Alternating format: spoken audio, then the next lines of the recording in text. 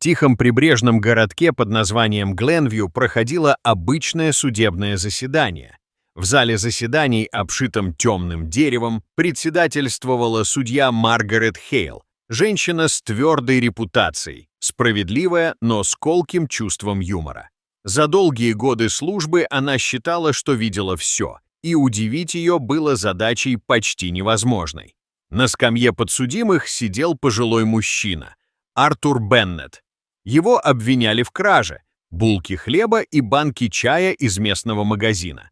На первый взгляд, дело почти анекдотичное. Кто-то в зале едва сдерживал смешок, а сама судья мысленно уже готовила краткий приговор – штраф или несколько дней ареста. Артур признал вину спокойно, без попыток оправдаться, без жалоб. Это немного выбило судью Хейл из привычного ритма.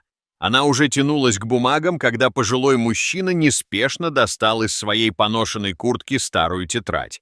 Он не оправдывался, он просто раскрыл страницы, исписанные аккуратным почерком.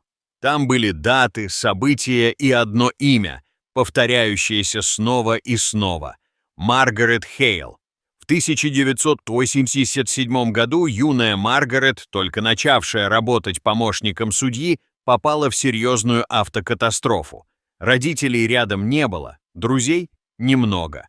Но кто-то помогал ей в тени, приносил еду, выгуливал собаку, оплачивал медикаменты, хотя сам жил скромно.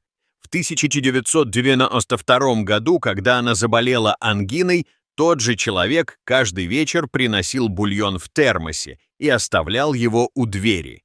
Имя того человека она так и не узнала. Или узнала, и со временем стерла из памяти. Теперь этот человек сидел перед ней.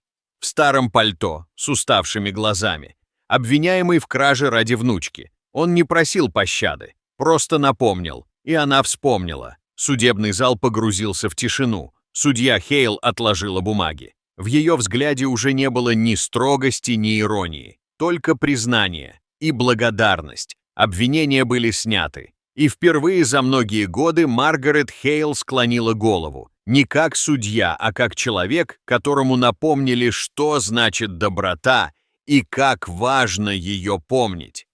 Эта история вскоре разлетелась по всему Гленвью. Она стала напоминанием, настоящие поступки не исчезают. Они могут вернуться, неожиданно, но точно вовремя, чтобы спасти, чтобы пробудить, чтобы напомнить, кто мы есть на самом деле. Дорогие зрители, что вы думаете об этой истории? Расскажите, пожалуйста, в комментариях. А если вам понравилось это видео, то ставьте лайк и подписывайтесь на наш канал. До свидания.